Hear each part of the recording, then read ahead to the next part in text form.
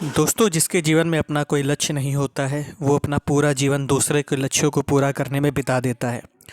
दोस्तों, मैं आपका दोस्त पुष्पेंद्र यादव स्वागत करता हूं आपका अपने YouTube channel study with philosopher Baba में। जैसा कि मैंने आप सभी से कहा था कि मैं अगले दिन आपके सामने हाजिर होऊंगा पॉलिटी के लेक्चर सीरीज़ के साथ में, जो कि होगा यूपी पीसीएस आरओ एआरओ और Allahabad high court RO ARO और अन्य सभी परीक्षाओं के लिए, जो भी आपकी आगामी परीक्षा है उनके लिए।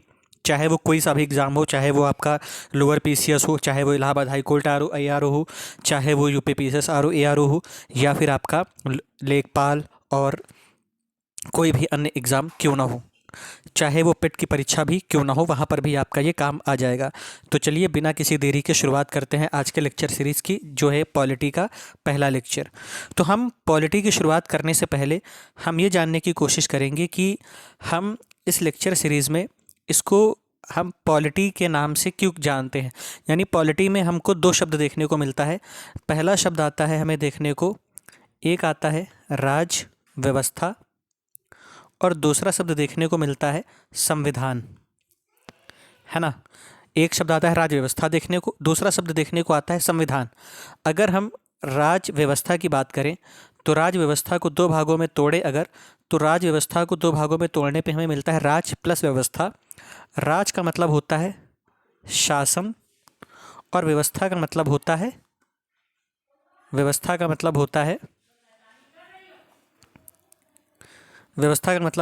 संचालन। ठीक है, व्यवस्था का मतलब होता है संचालन। यानी राज का मतलब शासन, व्यवस्था का मतलब शासन संचालन। यानी शासन का संचालन करने वाली व्यवस्था क्या कहलाती है? राज व्यवस्था कहलाती है। तो पुराने ज़माने में अगर हम बात करें तो पुराने ज़माने में हम एंशंट हिस्ट्री में जाएं तो वहाँ पर हम एंशंट हिस्ट्री से लेकर मिडिवल हिस्ट्री और मॉडर्न हिस्ट्री की शुरुआत के पहले तक हम देखते हैं कि राज व्यवस्था का संचालन कौन करता था? राजा करता था। राजा धर्म के माध्यम से अपने आदेश देता था और उन आदेशों का पालन प्रजा करती थी। तो पुराने ज़माने में शासन का संचालन राजा के द्वारा होता था। फिर मिडिवल हिस्ट्री में आते हैं तो शासन का संचालन तलवार की नोक पर हुआ, और फिर मॉडर्न हिस्ट्री में हम जब आते हैं तो वहाँ पर शासन का संचालन राजनीति और कूटनीति के दम पर हुआ। और जब हम आधुनिक इतिहास, आधुनिक वर्ल्ड के बारे में बात करते हैं तो यहाँ पर शासन का संचालन किसके माध्यम से होता है? डेमोक्रेसी यानी लोकतंत्र के माध्यम से होता है, जहाँ पर जनता का शासन स्वयं का प्रतिनिधि, अपने बीच का प्रतिनिधि चुनने के माध्यम से होता है। तो ये राज व्यवस्था होता है। यानी राज माने शासन, व्यवस्था माने संचालन, शासन का संचालन करने वाली व्यवस्था राज व्यवस्था कहलाती है। दूसरा शब्द आता है संविधान। तो यहाँ पर संविधान को भी दो पार्ट में अगर तोड़ा जाए तो एक शब्द मिलता है सम, एक पार्ट मिलता है विधान। सम का मतलब होता है समान, समान माने इक्वल, और विधान माने कानून। यानी समान कानून। समान कानून किसके लिए? समान कानून जनता के लिए, यहाँ के नागरिकों के लिए, है ना। समान कानून जनता के लिए। और ये किसके लिए सहयोगी है?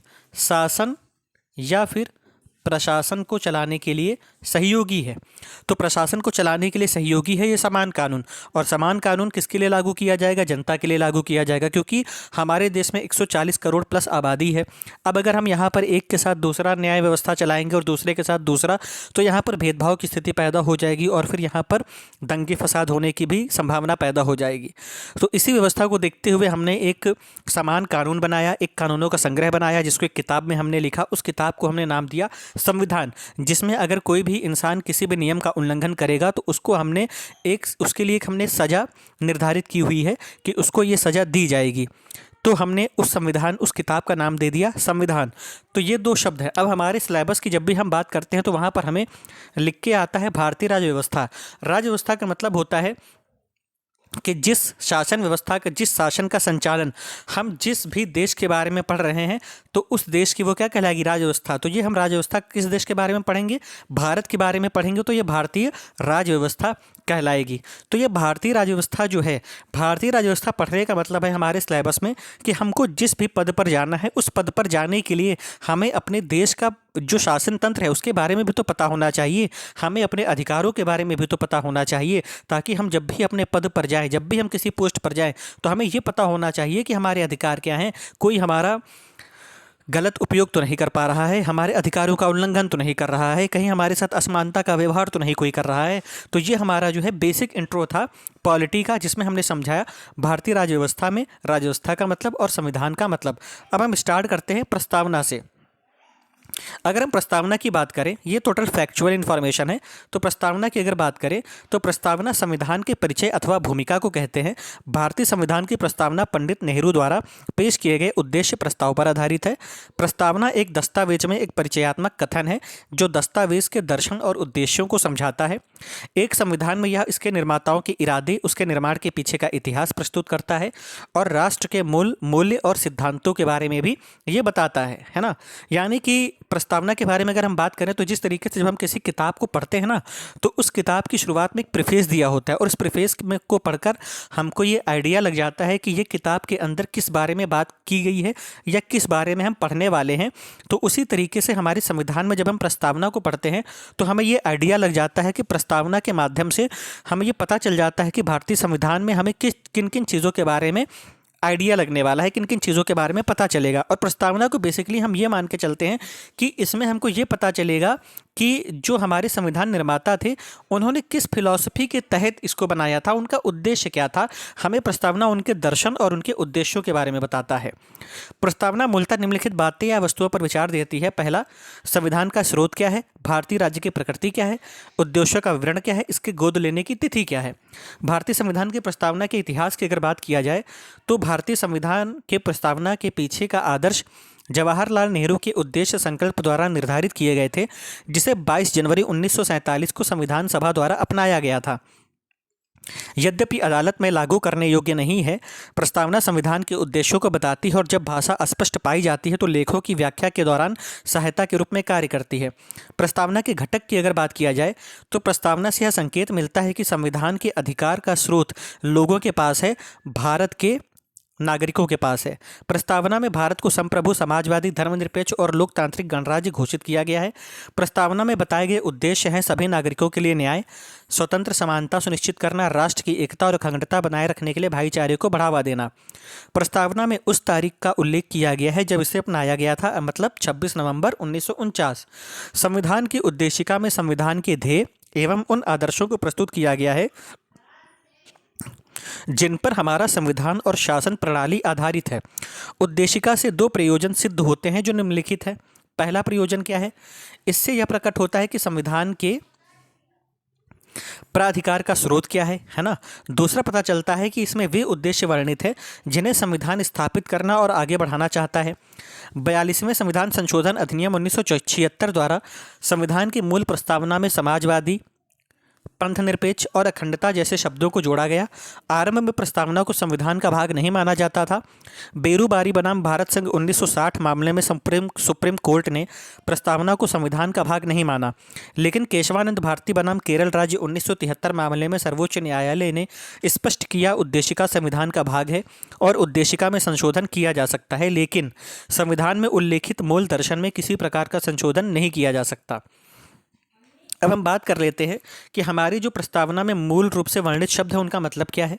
तो भारत का संविधान की उद्देशिका के बारे में अगर बात करें तो उद्देशिका में लिखा हुआ है, हम भारत के लोग भारत को एक संपूर्ण प्रभुत्व संपन्न समाजवादी, पंथनिरपेक्ष, लोकतंत्रात्मक गणराज्य बनाने के लिए तथा उसके समस्त नागरिकों को सामाजिक, आर्थिक और राजनैतिक न्याय, विचार, अभिव्यक्ति, विश्वास, धर्म और उपासना की स्वतंत्रता, प्रतिष्ठा और अवसर की समता प्राप्त कराने के लिए तथा उन सब में व्यक्ति की गरिमा और राष्ट्र की एकता और अखंडता सुनिश्चित करने वाली बंधुता बढ़ाने के लिए दृढ़ संकल्पित होकर अपनी इस संविधान सभा में आज तारीख 26 नवंबर 1949 ईस्वी मिति मार्ग शीर्ष शुक्ल सप्तमी संवत 2006 विक्रमी को एतद द्वारा इस संविधान को अंगीकृत, अधिनियमित और आत्मार्पित करते हैं। अब हम बात करते हैं इसके एक एक शब्द का मतलब। तो पहला शब्द है हम भारत के लोग भारत को। तो इसका मतलब है कि भारत के संविधान का निर्माण और अधिनियम भारत के लोगों ने अपने प्रतिनिधियों के जरिए से किया है, ना कि इसे किसी राजा अथवा बाहरी आदमी ने उन्हें दिया है। यानी कि भारत के संविधान का जो निर्माण और अधिनियम हुआ है, ये भारत के लोगों ने क्या किया है, अपने बीच में से किसी प्रतिनिधि को चुना है और उनके माध्यम से किया है। किसी बाहरी देश के लोगों ने इसको भारत के लोगों को मुफ्त में नहीं दिया है। दूसरा है प्रभुत्व संपन्न। इसका मतलब है लोगों को अपने से जुड़े हर मामले में निर्णय करने का सर्वोच्च अधिकार है। कोई भी बाहरी शक्ति भारत की सरकार को आदेश नहीं दे सकती। यानी कि अगर भारत सरकार को अब भारत देश से जुड़े कोई भी डिसीजन लेने हैं तो भारत सरकार खुद करेगी। कोई भी बाहरी शक्ति या कोई भी बाहरी देश, चाहे वो कितना भी सुप्रीम पावर क्यों ना हो, वो भारत सरकार को ये इंटरफेयर करके नहीं कहेगा कि तुम डिसीजन मेरे अकॉर्डिंग लो। दूसरा शब्द है समाजवादी। समाजवादी शब्द कहता है कि समाज में संपदा सामूहिक रूप से पैदा होती है और समाज में उसका बंटवारा समानता के साथ होना चाहिए। सरकार जमीन और उद्योग धंधों की हकदारी से जुड़े कायदे कानून इस तरह बनाए कि सामाजिक आर्थिक असमानताएं कम हो, है ना। यानी कि समाज में जो भी संपदा है वो सामूहिक रूप से पैदा हो रही है और समाज में उसका बंटवारा इक्वली होगा। इक्वली डिस्ट्रीब्यूशन होने से फ़ायदा क्या होगा कि हमारी जो आर्थिक सामाजिक असमानताएं हैं, जो सोशल इकोनॉमिकल इनइक्वालिटी है, वो कम हो जाएगी। फिर है पंथ निरपेक्ष। पंथ निरपेक्ष का मतलब होता है कि नागरिकों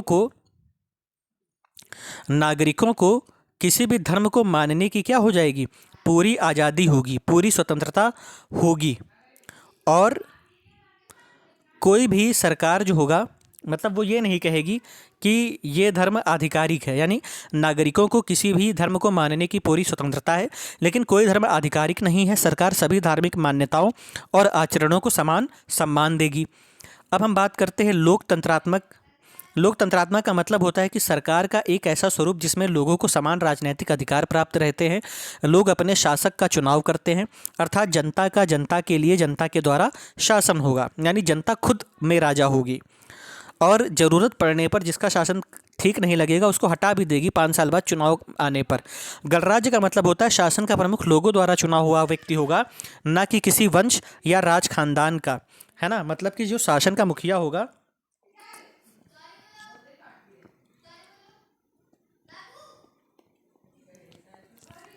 वो लोगों द्वारा चुना जाएगा, वो भी चुनाव के माध्यम से चुना जाएगा, ना कि वो किसी वंश से संबंधित होगा और ना ही किसी राजशाही खानदान से संबंधित होगा।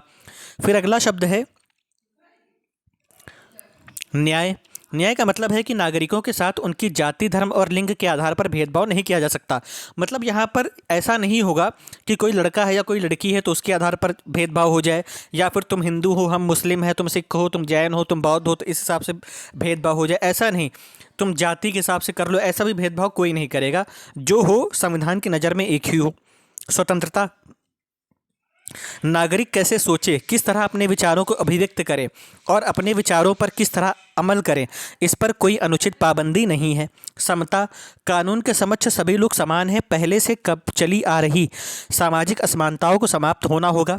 सरकार हर नागरिक को समान अवसर उपलब्ध कराने की व्यवस्था करे। बंधुता।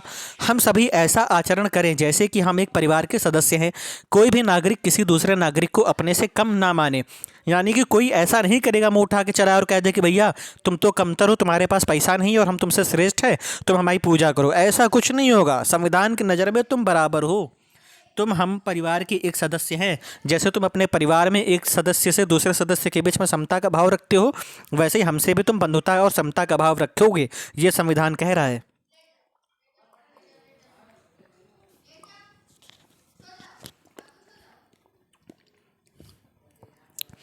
अमेरिका ने संविधान को सबसे पहले शुरू किया तथा संविधान का पहचान पत्र एन.ए. पालकीवाला ने कहा प्रस्तावना को, जो कि एक विधिवेत्ता थे। न्याय 3 प्रकार के। देखो पेपर में कभी कभी पूछ देता है कि निम्नलिखित में से बताइए, तो देखो न्याय 3 प्रकार की न्याय की बात की गई है। सामाजिक, आर्थिक, राजनीतिक। 5 प्रकार की स्वतंत्रता की बात की गई है, विचार, अभिव्यक्ति, विश्वास, धर्म और उपासना। और 2 प्रकार की समानता की बात की गई है, प्रतिष्ठा और अवसर की समानता। तो ये था आज का टॉपिक हमारा, जिसमें हमने इंट्रोडक्शन पढ़ा। किसका किसका? हमने राज्य व्यवस्था के बारे में जाना कि राज्य व्यवस्था का मतलब क्या होता है। हमने संविधान के बारे में जाना। उसके बाद हमने जाना प्रस्तावना के बारे में कि प्रस्तावना क्या होता है। प्रस्तावना के बारे में हमने जानने के बाद हमने ये समझा कि प्रस्तावना में जो एक एक शब्द है उसका मीनिंग क्या है। उसके बाद कितने प्रकार का न्याय है, कितने प्रकार की स्वतंत्रता है, कितने प्रकार की समानता है, हमने उसके बारे में जाना। अब हम कल के लेक्चर में पढ़ेंगे भारतीय संविधान की ऐतिहासिक पृष्ठभूमि, जहाँ से हमारा कोर सिलेबस शुरू होगा। और आप लोगों को मैं बता दूं कि हमारे सिलेबस में जो मोस्ट इंपॉर्टेंट सेगमेंट है किसी भी एग्ज़ाम के लिए, वो है आर्टिकल 1 से लेकर के आर्टिकल 51A तक का। ये तो आपको मस्ट है, रटा होना चाहिए आपके जुबान पर। जब ये आपको रटा होगा ना, तो यहाँ से जो मैंडेटरी क्वेश्चन आएगा कंपलसरी, वो आपका कभी गलत नहीं होगा। उसके बाद फिर जो क्वेश्चन आएंगे वो आप कैसे भी करके याद हो जाएगा, क्योंकि वो कॉन्सेप्चुअल है। लेकिन जहाँ पर आपको रटना ही पड़ेगा, कॉन्सेप्ट भी हैं, फैक्ट भी हैं, ये आपको रटना पड़ेगा। तो कल हम अपने कोर सिलेबस की शुरुआत करेंगे, जो कि पहला टॉपिक है हमारा कोर सिलेबस का, भारतीय संविधान की ऐतिहासिक पृष्ठभूमि।